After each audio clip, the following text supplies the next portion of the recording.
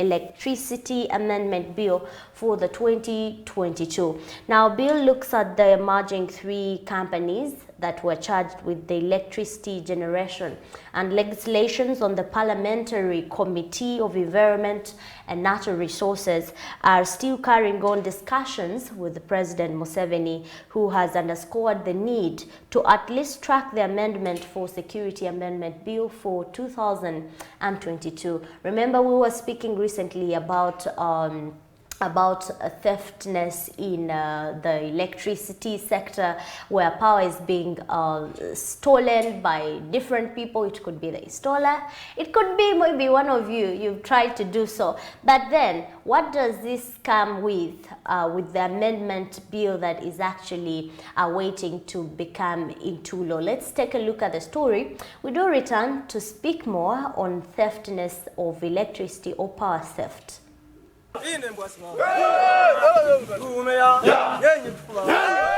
Legislators on the Parliamentary Committee of Environment and Natural Resources are still carrying on with discussions as President Museveni has underscored the need to fast-track the amendment of the Electricity Amendment Bill of 2022.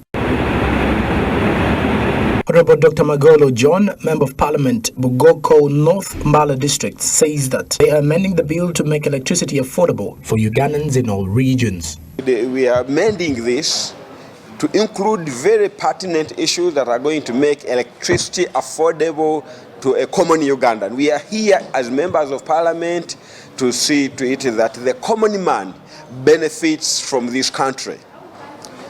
And more so, we believe that electricity is a basic need. It's a basic need in the sense that it is a catalyst for development. Particularly this particular time when we are talking about parish development model, we need the development to reach the common man down there, and can only reach down there when there is electricity, so that there will be a value chain, value addition chain, and promotion of cottage industries. In those areas where people have skill, but they cannot put them or they cannot exploit their potential because there is no power.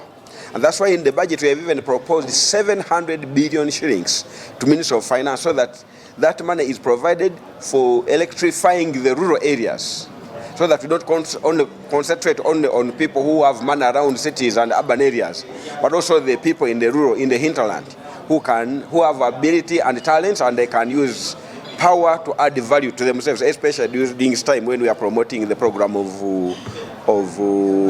parish development model. The bill, among others, intends to see the country's generation and transmission companies merged into one public limited company and the Rural Electrification Agency streamlined into the ministry. Magolo says that the bill also looks at merging all the three electricity companies, which were success companies from the Uganda Electricity Board. We are proposing, the bill is considering merging all the three electricity companies, which were success companies from the Uganda Electricity Board. Those success companies, the Uganda Transmission Company, Uganda Generation Company, and all the three, we are merging them together. The beauty with that is that there is going to be coordination, because at the moment, the generation company sometimes is seemingly working alone, then the distributors also work alone, then transmitters work alone, and so there has been a challenge, and any challenge in the government costs the taxpayers' money. The Electricity Amendment Bill 2022 now before Parliament for debate, and enactment also proposes a fine not exceeding 50,000 currency points of 1 billion or 12 years of imprisonment, or both for those convicted of cutting electricity supply lines or material. On power theft, the bill proposes that those convicted of the offence pay a fine not exceeding 20,000 currency points of 400 million shillings or imprisonment not exceeding 10 years, or both.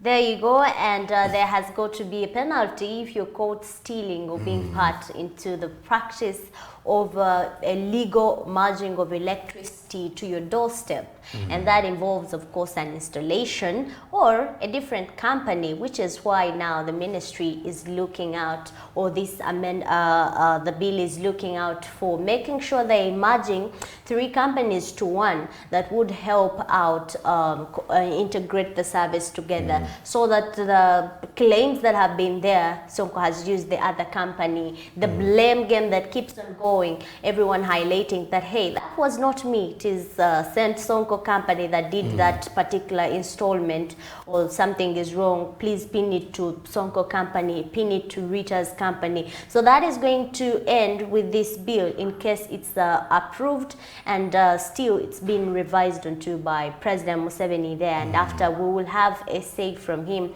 whether